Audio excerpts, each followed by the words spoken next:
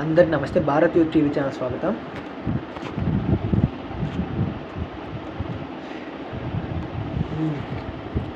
RK రోజా సెలవుమణి మాజీ మంత్రి గారు ఒక ఛానల్ పెట్టారండి. ఆ ఛానల్లోని ఒక పోల్ పెట్టారు. అంటే ఆ ఛానల్ ఎవరు ఉంటారంటే మహా అయితే రోజా అభిమానులు కావచ్చు, వైఎస్ఆర్సీపీ చెందినటువంటి కార్యకర్తలు కావచ్చు, వీళ్ళు వాళ్ళు కావచ్చు. ఏం పెట్టారంటే తిరుమల లడ్డీ కల్తీ వ్యవహారంలో తప్పు ఎవరిది? Number 1 Pawan Kalyan, number 2 Chandrababu, number 3 Jagan అని ఒక పెట్టారు. కల్తీ అది ఒక పోల్ పెట్టారు. ఇంకోటి కూడా పెట్టారు. తిరుమలలో ఎవరి పరిపాలన బాగుందని చెప్పేసి ఇంకో పోల్ పెట్టారు. పైన వైఎస్ జగన్, కింద చంద్రబాబు నాయుడు అని చెప్పేసి ఇలా పోల్ పెట్టారు. ఇలా పోల్ పెడితే దానికి రివర్స్ వచ్చేసింది. ఎంత ఎలా అంటే ఇది బాగా అందరూ స్క్రీన్ షాట్ తీశారు. మొత్తం ఇది బాగా జనాలంతా వైరల్ అయిపోయింది. ఎలా అంటే పార్టీ పరువు పోయేలాగా. ఎందుకు చెప్తున్నానంటే ఇప్పుడు ఎందుకు వైసీపీ కోల్పోతుంది, ఓటు హిట్ అయిపోతుంది, వైసీపీ ఎందుకు ఇంత వ్యతిరేకంగా మాట్లాడుతున్నారంటే దాని కారణం జాగ్రత్త చెప్తానండి.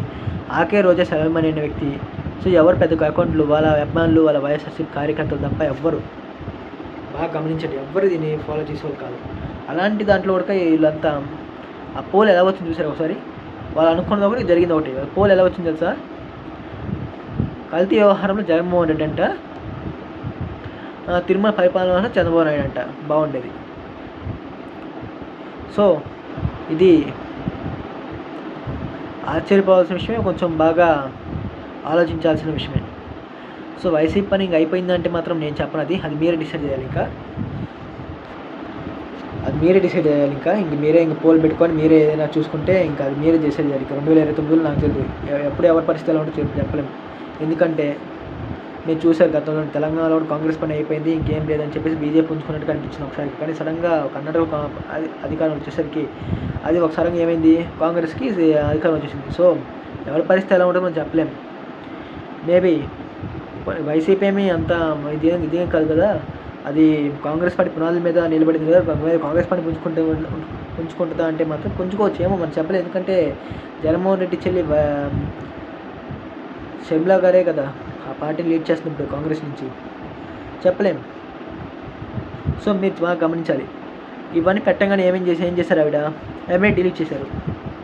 ముందుగా ప్రెస్ మీట్ పెట్టారు. నేను కనుక ఈ మంత్ పెట్టుంటే ఇవన్నీ నాది కాదు, మీరే వాళ్ళని శిక్షించండి అని చెప్పి నేను కేసు వేస్తని చెప్పేసి ఎమ్మడి చెప్పంగానే ఆ ఛానల్ డిలీట్ చేశారు. ఆ ఛానల్ ఇప్పుడు దరిదాపులు కనిపించట్లేదు, కానీ ఆ స్క్రీన్ షాట్స్ ఉన్నాయి కదా బాగా గమనించదు, అది ఫేక్ అని చెప్పేసి మళ్ళీ ఇంకో ప్రచారం చేస్తున్నారు.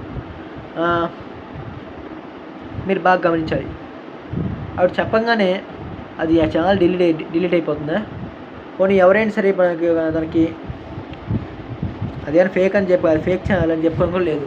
అందులో 1,500,000 మంది సబ్స్క్రైబర్స్ ఉంది. 1,500,000 సబ్స్క్రైబర్స్ కూడా మన ఛానల్ ఉంది. మన ఛానల్ అప్పుడు ఒక సంవత్సరం నుంచి మూలుగుతున్నా సరే ఏమాత్రం అసలు ఏమన్నా 1000 మంది సబ్స్క్రైబర్స్ అని పెరిగారు? అసలు ఇంతవరకు ఏం పెరగలేదు. అలాంటిది పేరు పెట్టేసుకుని ఆ ఛానల్ రన్ అవుతుందంటే మాత్రం ఏమన్నా రన్ అయిందంటే మాత్రం ఎందుకు రన్ అవ్వని ఇచ్చారు? అది కూడా ఆలోచించారు కదా ఒకసారి మీరు కూడా. సో మీరు అది కూడా గమనించాలి. సో కల్తీ వ్యవహారం అంటే ఇంక వాళ్ళే నమ్ముతున్నారు, ఇంకెవరు నమ్ముతారు? ఇంకా వాళ్ళే తీర్పు ఎలా ఇచ్చారు మీరే చూశారు. ఇంకో స్క్రీన్ షాట్స్ మొత్తం ఛాన్స్ పెట్టండి. ఇవి కూడా మళ్ళీ కూడా చూపెడతాను చూడండి. ఇవి కూడా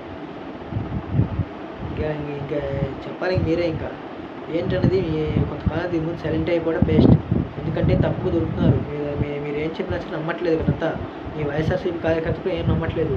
ఎందుకంటే ఇంకెందుక ఇవన్నీ కప్పుచ్చుకోవడం కంటే కూడా కొంతకాలం సైలెంట్ అయిపోవడం బెస్ట్ అనేది నా అభిప్రాయం. ఇంకా తర్వాత ఇంకా పార్టీ ఇష్టం అనేది మేము చెప్పదలుచుకోవట్లేదు ఇంకా.